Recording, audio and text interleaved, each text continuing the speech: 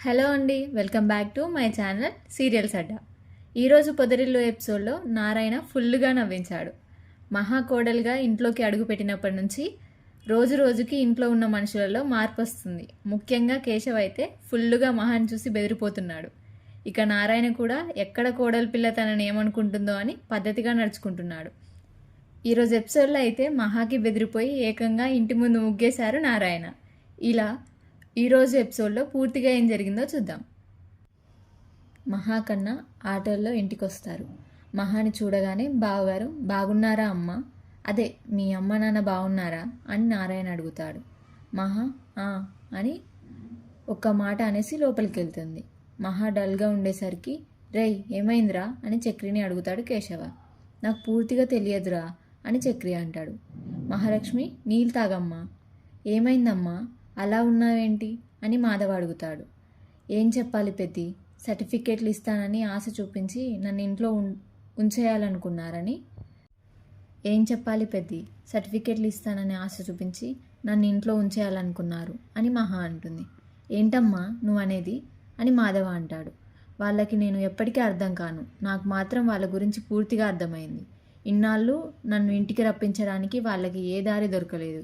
ఇప్పుడు నా అంతటా నేనే సర్టిఫికేట్లు అడిగేసరికి అవకాశం దొరికింది.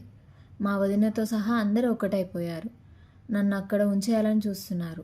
మాటలతో చెప్పాలనుకున్నారు, వినకపోయేసరికి గదిలో పెట్టి లాక్ చేయాలనుకున్నారు. నేను మాత్రం వాళ్ళ ఆటలు సాగనివ్వలేదు. సర్టిఫికేట్లు ఇస్తే వెళ్తానన్నాను. దాంతో నన్నేం చేయలేక నా సర్టిఫికేట్లు కాల్చేశారని చెప్పి మహా ఏడుస్తుంది. ఇన్నేళ్ళు కష్టపడి చదివించిందంతా వాళ్ళే వాళ్ళ చేతులతో బూడిద చేశారా అని మాధవ అంటాడు. నా కలలు నా ఆశలు అన్నీ కాల్చి బూడిద చేశారు. పైగా ఇంకా నన్ను ఆ పెళ్ళికొడుకే ఇచ్చి పెళ్లి చేయాలనుకున్నారని మహా అంటుంది. వాళ్ళెప్పటికీ మారరు. వాళ్ళ చేతులతో వాళ్ళు మీ గొంతు కోసి తర్వాత ఎప్పుడో తప్పు చేసుకోవాలనుకుంటారు. మీరు వాళ్ళ మాట వినకుండా రావడమే మంచిదైంది. చదువుకున్న వాళ్ళే కదా, సంస్కారం తెలిసిన వాళ్ళు కదా, ఇలాంటి పని మా నాన్న కూడా చేయరని చక్రి అంటాడు. ఇన్నేళ్ళ నీ కష్టాన్ని కళ్ళ ముందు కాల్చేస్తుంటే మీ అమ్మగారైనా ఆపలేదా అని మాధవ అడుగుతాడు. మా వదిన ఆపబోతే మా అమ్మ అడ్డుకుంది. మా అన్న నన్ను కదలకుండా పట్టుకున్నారని మహా చెప్తుంది. తప్పు చేశాం, అందరం తప్పు చేశాం. ఇంతమంది ఉండి కూడా చిన్నోన్ని పంపించాం. అసలు వాళ్ళు మనుషులేనా? ఎన్ని సంవత్సరాలు కష్టపడి చదివి ఉంటుంది, ఎన్ని రాత్రులు నిద్రమాని చదివి ఉంటుంది. జిల్లా ఫస్ట్ వచ్చిందే, ఆ సర్టిఫికేట్లన్నీ కాల్చి పారేస్తారా?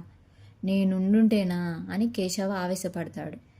కేశవ ఏంట్రా ఆవేశం అని మాధవ అంటాడు. నాకు అంతే ఆవేశం వచ్చింది, నేను ఊరుకోలేదు. ఒక్కొక్కరికి వార్నింగ్ ఇచ్చాను. సర్టిఫికేట్లు కాల్ చేస్తే ఏంటి, నా గోల్ని కాల్ చేయలేరు కదా, నేను ఎప్పటికైనా గొప్ప స్థానానికి వెళ్తానని ఛాలెంజ్ చేసి వచ్చానని మహా అంటుంది.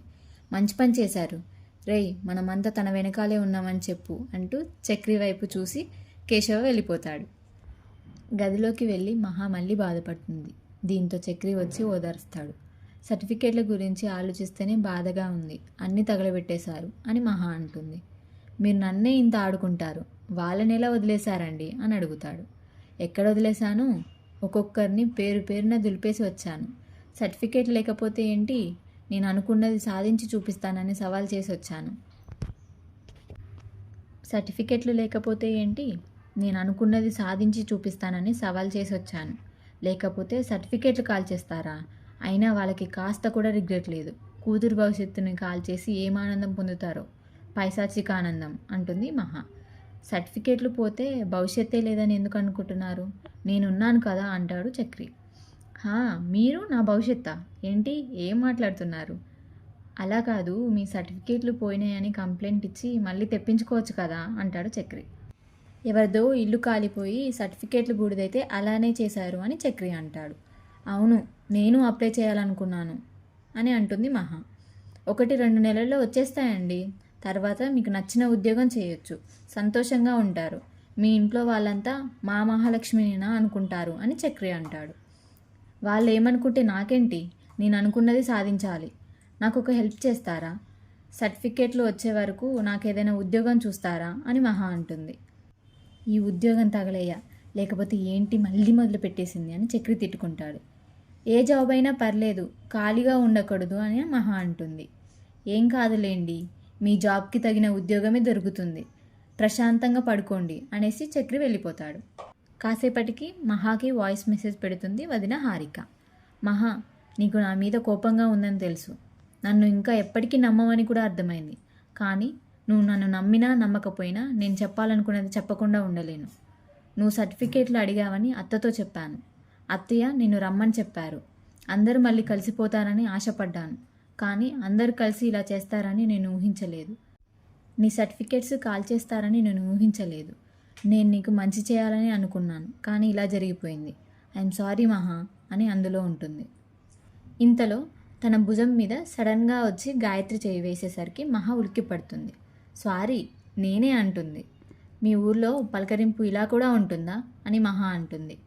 సారీ కోపం వచ్చిందా అని గాయత్రి అడిగేసరికి పర్లేదు, అయినా ఈ టైంకి వచ్చారేంటి అని అడుగుతుంది మహా. 2 కారణాలున్నాయి. ఒకటి, ఈ టైంలో మా అమ్మ సీరియల్స్ చూస్తుంది, దొంగోడొచ్చినా లేవదు, అందులో మునిగిపోతుందని గాయత్రి అంటుంటే మహా నవ్వుతుంది. రెండోది, మా బావ ఇదే టైంకి ఇంటికి వస్తాడు కదా అందుకు అని సిగ్గుపడుతుంది. అర్థమైందిలే, మీరు పెద్దిని మాత్రమే కలవడానికి వస్తారా అని మహా అడుగుతుంది. నిజం చెప్పాలంటే మా బావని మాత్రమే కలవాలని వస్తాను, కానీ ఇక్కడికి వస్తే నాకు చాలా ప్రశాంతంగా అనిపిస్తుంది. చిన్నప్పుడు అందరం కలిసి ఇక్కడే ఆడుకునేవాళ్ళం. మా మామయ్య పైకలా కనిపిస్తాడు, కానీ నన్ను కోడలుగా చేసుకోవాలని ఎప్పటినుంచో ఉంది. కేశవ పైకి కోపంగా కనిపిస్తాడు, కానీ చాలా మంచోడు. చక్రి నాకంటే పెద్దోడో చిన్నోడో అనేది తెలీదు, కానీ ఎవరినైనా ఇష్టపడితే ఆ ఇష్టం ఎప్పటికీ మారదు. ఇప్పుడు మీరు ఈ ఇంటికి రావడం నాకు చాలా సంతోషంగా ఉంది. ఈ ఇంట్లో కూడా ఇప్పుడు ఒక కళ కూడా కనబడుతుంది.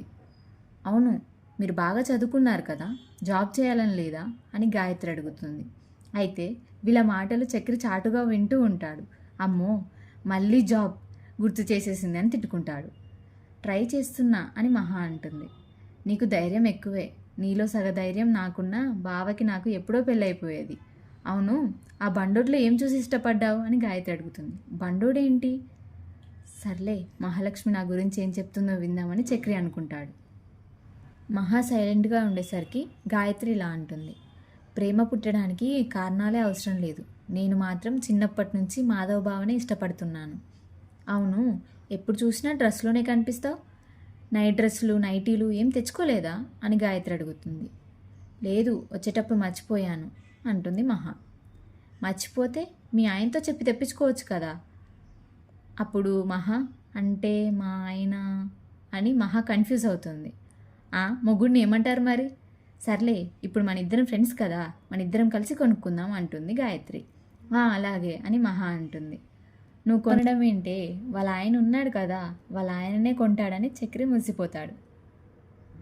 ఉదయం కాగానే సేమ్ మళ్ళీ చక్రి, కేశవ, కన్న బారెడు పొద్దుకిన లేవకపోయేసరికి మహా కోపం వస్తుంది. వెంటనే కంచం మీద గరిటెతో కొడుతూ లేవండి లేవండి చాలా నిద్రపోయిందని గోల చేస్తుంది. మహాని చూడగానే కేశవ టక్కున లేచి లోపలికి వెళ్ళిపోతాడు. ఆ స్వర్ణయుగం పోయింది, ఈ మహాయుగం వచ్చింది, గుర్తుపెట్టుకోండి అంటూ సరదాగా ముగ్గురికి వార్నింగ్ ఇస్తుంది మహా. ఇక తర్వాత ఆరు బయట ముగ్గేస్తుంది మహా. అయ్యో, నన్ను బీడీలు మానేయమంటుందా ఏంటి అని మహాని చూసి లోపలికి వెళ్ళిపోతాడు నారాయణ. మనకి అమ్మ ఉంటే ఇల్లు ఇలాగనే ఉంటుందా అని కేశవతో అంటాడు మాధవ. మహా అందంగా ముగ్గేసి లోపలికి వెళ్తుంది. అయితే నారాయణ చూసుకోకుండా బీడీ కాల్చేసి ముగ్గు మీద పాడేస్తాడు. అయ్యో, కోడలి పిల్ల వేసిన ముగ్గు మీద బీడీ పడేశానే అని చూసి కాలుతో తీద్దామని ట్రై చేస్తాడు. దీంతో ముగ్గు చెరిగిపోతుంది. అయ్యా బాబోయ్, ఉత్త పుణ్యానికి కోడలి పిల్లతో పొద్దు పొద్దుగాలనే తిట్లు తినేలా ఉన్నానే అని వెంటనే లోపలికి వెళ్ళి చీపురు తెచ్చి మొత్తం ముగ్గు తుడిపేస్తాడు నారాయణ. తర్వాత ఎవరు చూడకుండా వచ్చి ముగ్గు పెడుతుంటాడు. ముగ్గేయడం అంటే పెగ్గేయడం అంత ఈజీ కాదు బాబోయ్ అంటూ నారాయణ ఇంకా నవ్వేస్తాడు. ఇంతలో కన్నా వచ్చి అందరూ రండి అంటూ గోలగోల చేస్తాడు. తీరా నారాయణ లారీ బొమ్మ వేస్తాడు. ఇది చూసి మహా తెగ నవ్వుకుంటుంది. అందరూ లోపలికి రాగానే మహా నేను ఈరోజు టీ పెడతాను అని అంటుంది. ఈ మాట వినగానే అమ్మో అంటూ ఫోన్ వచ్చినట్టు యాక్టింగ్ చేస్తూ కేశవ బయటికి బయలుదేరదాం అనుకుంటాడు. కానీ మహా అడ్డుపడి టీ తాగే వెళ్ళాలని బెదిరిస్తుంది. ఇక పెద్దిని కిచెన్లోకి తీసుకొని వెళ్తుంది. ఎలాగైనా టీ పెట్టడం మీరే నేర్పించాలి అంటుంది. దీంతో దగ్గరుండి మాధవ చెప్తాడు. ఇక మహాని చూసి కేశవ ఒక మాట అంటాడు. అన్నీ బాగున్నాయి, కానీ అలాంటి అమ్మాయి నిన్నెలా సెలెక్ట్ చేసుకుందో మాత్రం అర్థం కాలేదురా. రే, ఏం మాయమాటలు చెప్పి అంత మంచి అమ్మాయిని మోసం చేశావు అని చక్రితో అంటాడు. అందరూ టీ తాగి బ్రహ్మాండం అంటారు. కేశవ మాత్రం భయపడతాడు. దీంతో కేశవ్ ఇచ్చిన గిఫ్ట్ కప్ చూపిస్తూ, ఇది ఎవరో గిఫ్ట్గా ఇచ్చారు, నేను ఇందులోనే టీ తాగుతున్నాను, కానీ ఇచ్చిన వాళ్ళు మాత్రం నేను పెట్టిన టీ తాగట్లేదు, నా టీని అవమానిస్తున్నారు అని మహా అంటుంది. దీంతో కేశవ టీ తాగుతాడు. ఎలా ఉందని అడిగితే బాగుందంటాడు. ఇంకోసారి పారిపోవాలి కానీ చెప్తాను, కట్టేసి తాగిస్తానని మహా ఆట పట్టిస్తుంది. కాసేపటికి తన ఫ్రెండ్ని కలుస్తాడు చక్రి. ఏంట్రా పెళ్లి చేసుకున్నావు, కనీసం నన్ను కూడా పిలవలేదు అని ఫ్రెండ్ అడుగుతాడు. అసలు జరుగుతుందని నాకే తెలియదురా అని స్టోరీ చెప్తాడు. ఇక రే, నాకు ఒక చిన్న హెల్ప్ కావాలి, నీకు కన్స్ట్రక్షన్ కంపెనీ ఉంది కదా, నా వైఫ్కి ఒక జాబ్ ఇప్పించరా అని చక్రి అడుగుతాడు. కానీ ఇప్పుడు ఖాళీగా లేవురా, కుదరదని ఫ్రెండ్ చెప్తాడు. అయినా కానీ చక్రి బతిమాలి కనీసం ఒక్క ఫేక్ ఇంటర్వ్యూ అయినా పెట్టించరా అని బ్రతిమాలుతాడు. దీంతో ఫ్రెండ్ సరేనంటాడు. మరి అది ఫేక్ ఇంటర్వ్యూ అని తెలిస్తే మహా ఎలా రియాక్ట్ అవుతుందో రేపటి ఎపిసోడ్లో చూద్దాం. అది ఫేక్ ఇంటర్వ్యూ అని తెలిస్తే మహా ఎలా రియాక్ట్ అవుతుందో మీ ఒపీనియన్ ఏంటో కామెంట్ సెక్షన్లో చెప్పండి. కంటెంట్ నచ్చితే సబ్స్క్రైబ్ చేయండి.